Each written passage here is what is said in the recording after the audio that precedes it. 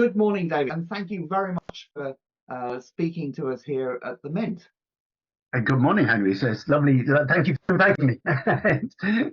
Well, let's start with just if you can give the sort of high-level, brief summary of what the problem is with how we try and understand the dangers of climate change. Oh, well, when I first proposed writing this book, I came up with about 6 different elevator pitches, and I realized, and I was quite pleased with myself at the time, but I've not been able to filter them down. There are multiple different dimensions, so there are multiple different answers, I think, to your question. But perhaps the biggest is multidisciplinarity. Climate change is an interconnected problem, and its solutions are interconnected. So I think the biggest issues are to be able to understand what the future is going to look like and to be able to respond plausibly. There are issues in climate physics, in climate modeling, but there are also core issues in philosophy of science, of what a model tells us, and there are issues in the mathematics of nonlinear systems, which need to be guiding how we use those models and are not particularly guiding how we use those models, and that's a concern. But then beyond that, how the outputs of those models and the outputs of the science are used in economics, in our evaluation of how serious the problem is, and in attempting to respond to the threat. Sort of, there's lots of there's 2 sides: the mitigation and adaptation. On the adaptation side, we're looking for information that tells us what the future will be like, so we can prepare for it. And there's a lot of deep questions about quite how much we can know about that. And they overlap into, I'm not being very clear here, but nevertheless. Well, I just wonder, because is there a particular example of how we might be really wrong, or what we might really not know that that arises from our failure to do good interdisciplinarity sort of working? Can you sort of concretize? That's a really good question. I think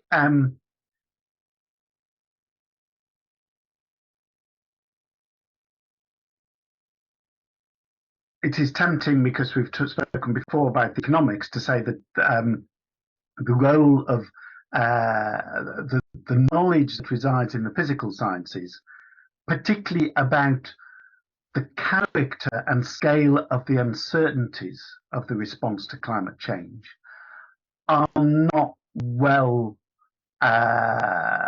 understood and utilised in our assessment of the economic impacts, and that's a problem. But it's not just the scale of the uncertainties; it's the character of the uncertainties. What do you think? Give an example of a character of an uncertainty. Okay, so we tend to think about uncertainty as in as like the roll of a dice. So there's an intrinsic uncertainty that says, look, we know what the dice is. We might know what the probabilities are of different outcomes, but we don't know what the actual outcome is going to be. That will be the uncertainty in throwing a dice. But there's another sort of uncertainty, which might be termed epistemic uncertainty. There's uncertainty in our knowledge. And if you put that in terms of dice, you might not know what the dice looks like. So you might not know how many sides it has. It might be a sort of D&D dice. It might have 8 sides, 10 sides, 20 sides, or it might have 6 sides. But even if it has a 6-sided dice of a conventional dice, you might not know what the numbers are on it. You expect them to be 1, 2, 3, 4, 5, 6. But, you know, maybe they're 2, 4, 9, 11, 12. It's and in particular with climate change, we're looking at something that changes from an ordinary dice to some other sort of dice. How does that change happen? That's something that we don't really understand, and it's a different sort of uncertainty. And in particular, it's a sort of uncertainty that says we can't give you probabilities. The first sort, we can just give you probabilities and say, let's not worry about it, we'll optimize under those probabilities. The second sort says we don't really know what the probabilities are. It's called deep uncertainty, or sometimes Knightian uncertainty. We don't have the probabilities. And this comes back to your point about multidisciplinarity. If we know our uncertainties well and we have our probabilities, we can put in nice mathematical models and optimize under that uncertainty. And there's debates about attitude to risk and all sorts of things there. But if we don't know those probabilities, we have to look for different ways of examining our uncertainty and of using that uncertainty.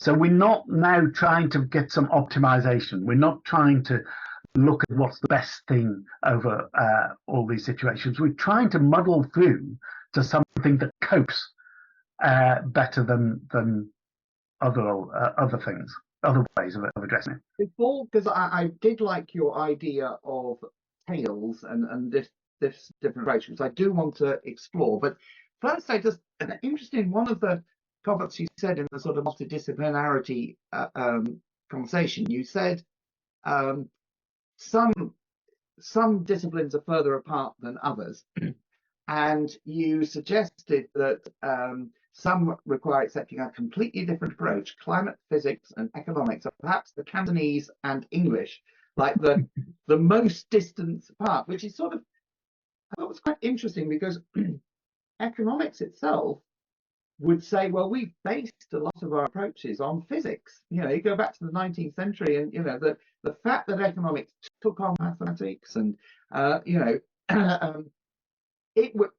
I think a lot of the comments would say, well, we've modelled ourselves on physics, so how can we be the Cantonese to your English, or vice versa?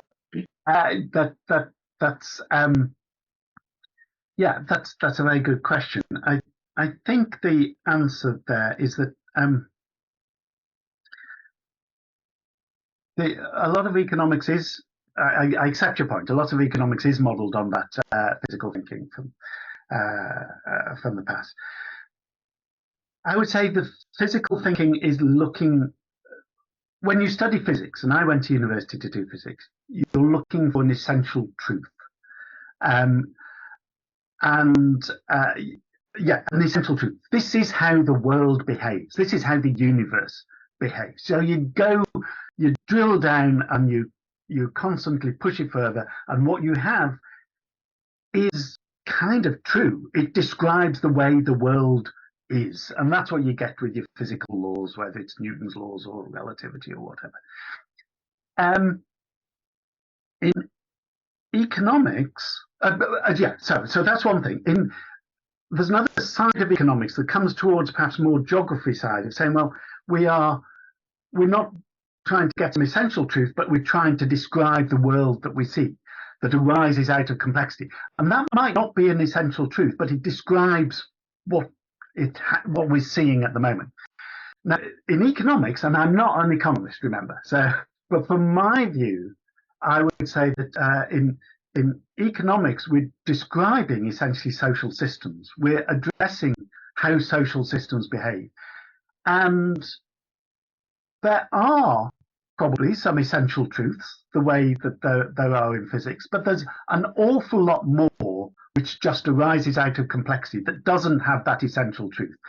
And applying the constrictions of physics to say we're going to have a mathematical terminology that this simply describes what's going on, that can work in physics when you're describing an essential truth. But when you apply it to something that just arises out of complexity, what you're doing then is describing what you've seen. And the problem there is that that might not describe what you're going to see. And with climate change, when you're pushing the system into a completely different state, you know it's not going to describe what you're going to see. No, that hasn't quite answered your question. I wonder, I mean, I suppose what I'm picking up for you is that maybe the mistake economics makes is being focused too much on essential truths, which they've nicked from the physics sort of idea, because the mainstream economics does see there are essential truths about markets and how they work, demand and supply, and which are sort of fundamental and unchangeable, and they don't. Economists don't generally study what the reality is and what's happening in particular places and the complex interactions. And maybe that's maybe that to some extent, because as physicists, maybe you do. I suppose there are practical physicists, aren't there, and there are theoretical physicists. So, are Yes. you more the practical or the theoretical? By inclination, more towards theoretical, I think I would say. But studying climate change, I suppose, has to make you more practical, doesn't it? It does. It absolutely does. We have to look at the practicality. I mean, I take your point about the economists, mainstream economists. So I don't really know how the economists break down well, but I look at a lot of the work in the econometric community that feels like it's very much looking at the way systems have behaved and then assuming they're going to continue to behave like that. And I find this one a difficult one to talk about because I do think it's extremely valuable to look at how those systems behave. I think we can learn a lot from that, but we shouldn't assume that they're going to continue to behave that way. And in practice, in a rapidly changing world for all sorts of reasons, but not least due to climate change, we need to be thinking, okay, but what's going to govern these systems? What the larger structures and how they might change, I suppose. I'm going to also quote you something else, and sort of challenge you on this slightly, because one of the things you say in discussing interdisciplinary collaboration, you say, still less am I arguing that some researchers should be specialists in no discipline with only a little knowledge of many. That would be disastrous. Now, I wonder about that because, there's a classic sort of foxes versus hedgehogs, isn't there? That some people, the foxes, understand a bit, but they're good at putting things together and thinking systemically and thinking about complexity, and they need to know quite a certain amount about a lot of things. And then the hedgehog, who, as a friend of mine said, I'm the sort of person who goes to one shelf in the library and reads every single book, and knows at deep depth this one shelf. And maybe if you're putting together loads of people who live in different shelves on a library, how are they ever going to talk to each other? Whereas if you have maybe some people who are the foxes who know a bit, they can put people together and facilitate and pull things out and see different angles. Yeah, so that's a very reasonable point to make. I worried about while writing this book because I range over physics, maths, philosophy, economics, social sciences, and nobody can be an expert in all of those things. So I know there are going to be things that I don't know, and that's a bit scary. So so I take your point entirely. That sort of having people who can range across the disciplines is tremendously valuable. So I maybe overspoke to say it's disastrous. But it's interesting that it's difficult to, people don't advertise those jobs. You've got to have done a PhD. Every single PhD means that you have to go into a depth of a sort of niche to find your particular answer in a very particular space, doesn't it? Yeah, that's true.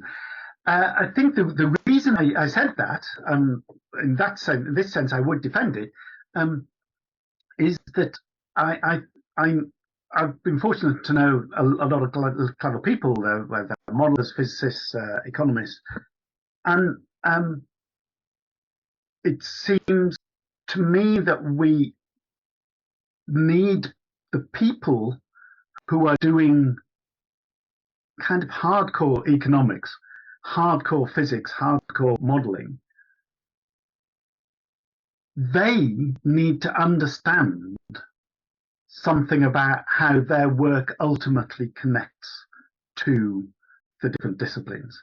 So, for instance, what I mean by that is the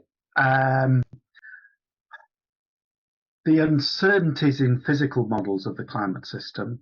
And if we take it as a trivial thing, in climate economics, there tends to be quite a good awareness of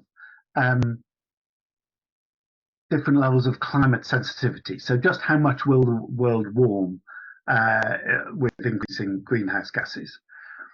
But there's also a huge area in climate physics that would do with which would be related to ocean circulation patterns, which relate to how fast heat is taken up by the oceans, and therefore how fast we warm.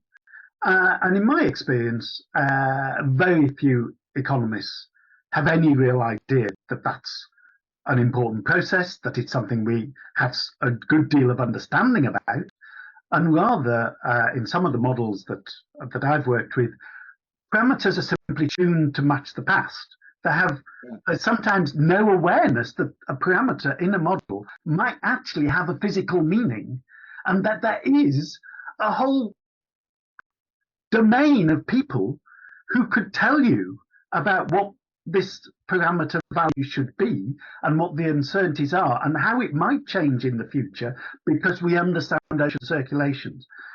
But the economists would not ask those people because they don't even know that the parameter relates to that.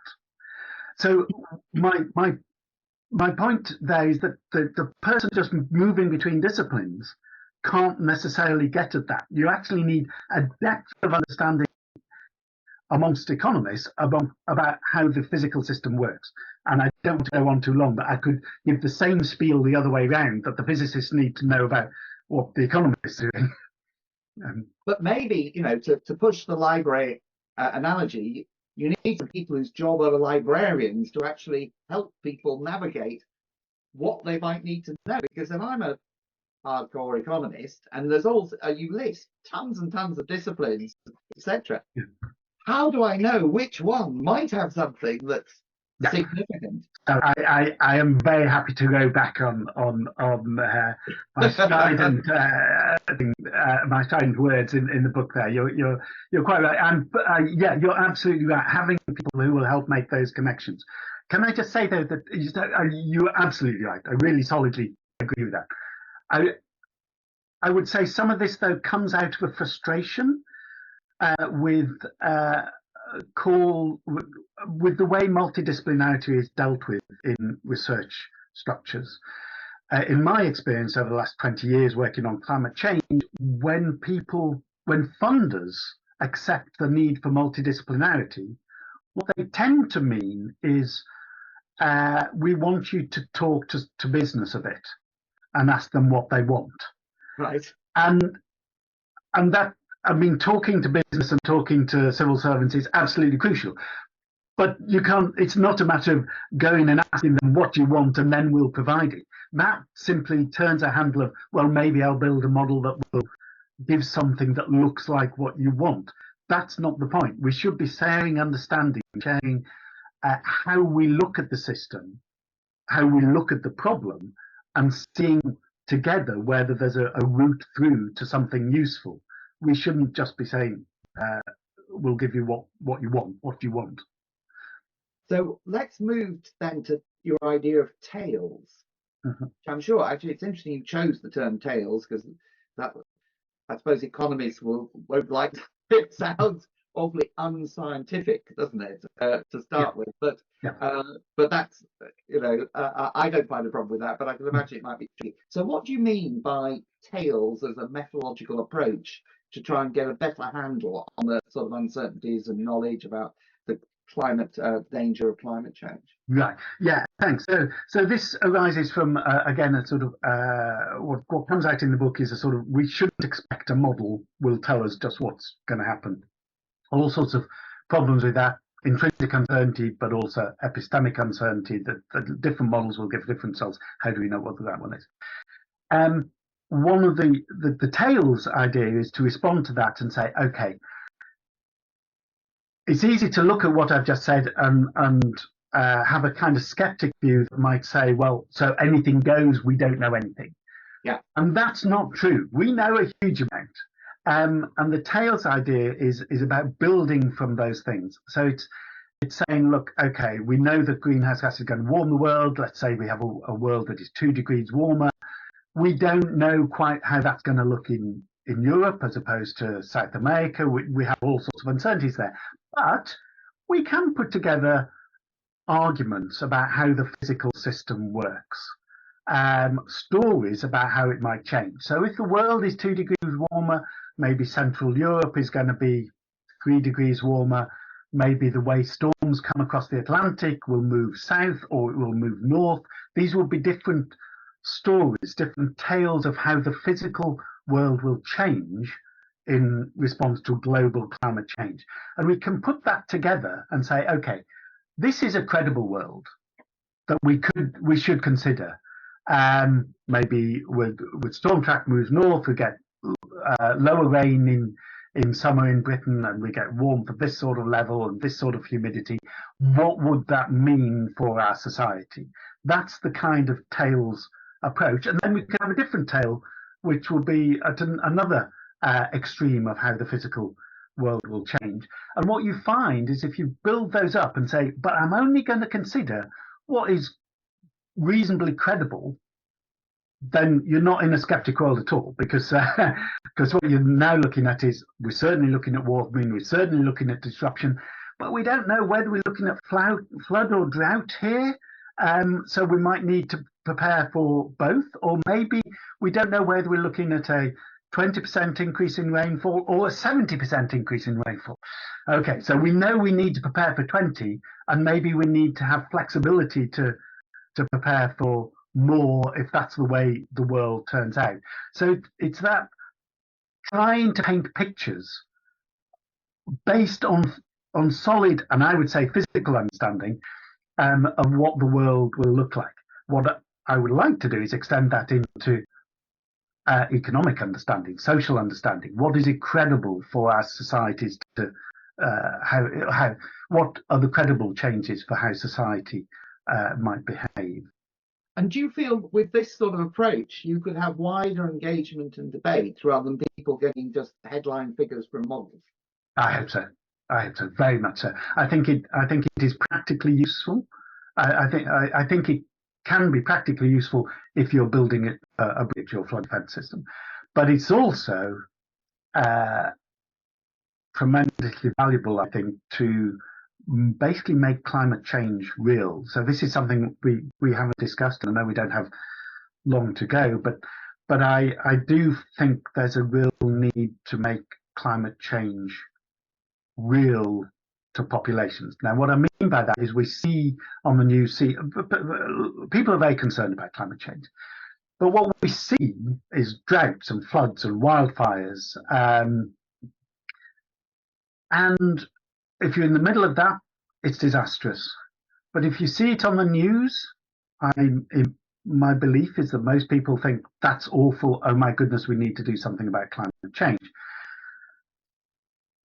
But then they go and care about other things, because we're human. We don't all care just about climate change. We care about education. We care about equality. We care about looking after our kids, looking after our old folk, stability, conflict. We care about all these things.